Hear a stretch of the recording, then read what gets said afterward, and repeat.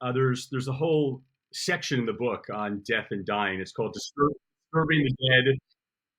Right, Disturbing the Dead and Near Dead. That was the hospital room encounters. But yeah, my parents, my family decided to make the decision to not let me, my mother made this to not let me go to the funeral. So I never saw my dad, laid out in the caskets. And in the mind of a 5-year-old who's watching soap operas where people come back from the dead, I remember when Mrs. Chancellor came back from the dead on Young and the Restless. That was the coolest thing ever. Went to her own funeral. In my little kid mind, I'm like, maybe dad's alive somewhere. Or maybe he's going to come back. My mom didn't want me to touch any of his things. It was a sacred, his cabinet was a sacred place.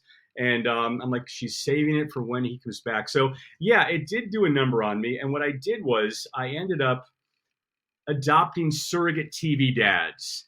And they were all the hot ones. So, I mean, it was Charles Ingalls on Little House on the Prairie. And the one for me really was Mike Brady. I mean, Robert Reed just seemed like the total masculine, heterosexual dad role model.